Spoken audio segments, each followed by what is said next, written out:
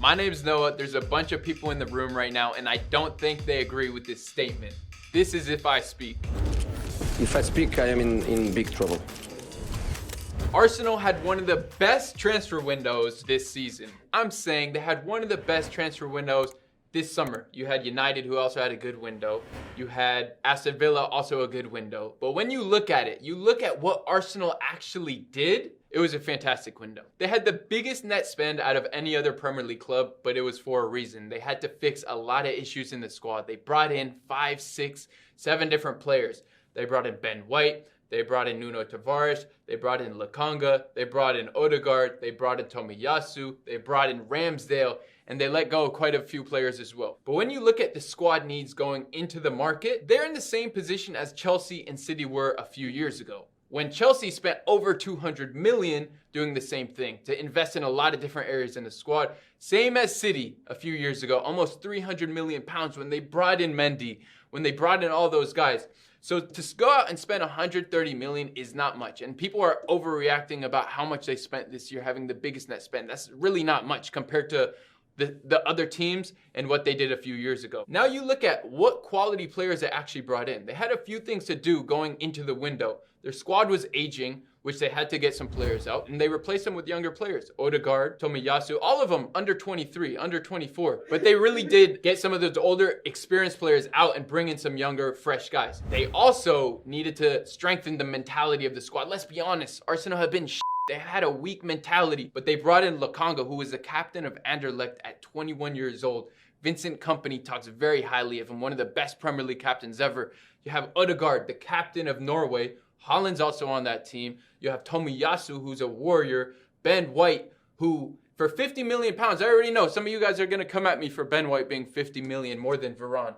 But already in the England squad at 24, and he's on, hey, we have to consider wages. When you bring young players in, their wages are not nearly the same as a Varane. So he's on, what, 80K a week compared to Varane at 200K. When you have that whole deal out, it's a lot less than what United spent on Varane. That's my take. I think Arsenal got the business they needed to do. I think they're set for the future. I think in the upcoming transfer windows, they can spend a little bit more specific in specific squad needs. And I think they're set moving forward. I think they had a very good window, and they're doing well now. Oh, boy. Wow. What do you say? Where do we start? Where do you start? You have a goal differential of -5 this season. That should be lower than 15. Yeah, okay. I could take that. They're 10th. I could take that. Look, the first 3 games of the season, loss. Yeah.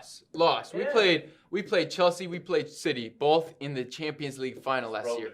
We are not at that same level. And also, opening match of the season, we had 5 players, COVID, same day. Like, we didn't have our squad. We didn't transfer deadline day. We made some moves. Tomiyasu has been brilliant since he came in. First 3 games of the season, forget about it. What's happening now? We're winning. We're winning matches. But do you think the transfers that Arsenal made will drastically improve their position this season relative to before the transfer deadline? I think it can. I think it actually can. But I think what their goal is with this window wasn't to finish top 4 this year automatically. Their goal is to be able to compete in the next 2-3 years. And they did that this year. They really did that. Next year, they're going to go out and spend specific money on a Jackie Grealish type of, they can afford to go spend some money on a specific player. So your take but they're building the foundation. It's a project. So your take is this project's transfer window that they just did was the best transfer window in the Prem this year? One of the best, yeah. Easily. Is it one of the best or is it the best? I would say it's one of the best. Because I have to be respectful to United. United have an absurd window. United added 2 of the best players in the world. Yeah. Hold on one I second. agree. Did City have a better transfer window than Arsenal? No. Chelsea. No. Did Chelsea? No. What happens when Jack Grealish gets injured? What happens when Lukaku gets injured? Their whole transfer window done. We spent a lot of money on a lot of different players. Only Ben White was the only signing that we probably made was at that value or a little higher. The rest were like undervalued. We got good deals on all of them. You think Odegaard was undervalued? Yeah. Why? 35 million for Odegaard, the captain of Norway, Real Madrid. Like, quality. He's a wonder kid that underperformed. So who's to say at the beginning of his career, what's happening now? I mean, he's playing better for sure, but good value there. I think it's quality. I was pretty against this take. I got to admit, you made good points. Yeah. The getting younger thing, I was like, he's right. And let me tell you You're another right. thing. You're 1,000% right on that. According to a website, I forget the name of the website. Great attribute. I forget the name of the website. Going into this window, we had a wage bill of around 130 million a year. Coming out, we're at 99. Okay. Hey. So how long will it take Arsenal to compete for a top 4 spot in the Prem?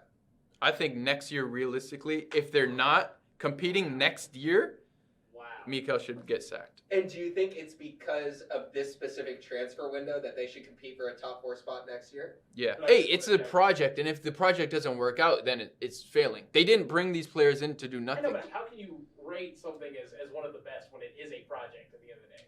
So how is it the best if there's no returns that you can even see within the first couple of years? Like you're basing this off of hope, right? I mean, I guess, but you also just look at the quality. I think they hit everything they needed to do. They spend within their budget. Like they are getting better and young. Yeah. Like it's something that needed to happen, but at the same time, better and young, and for only 130 million versus City a few years ago, 270 million.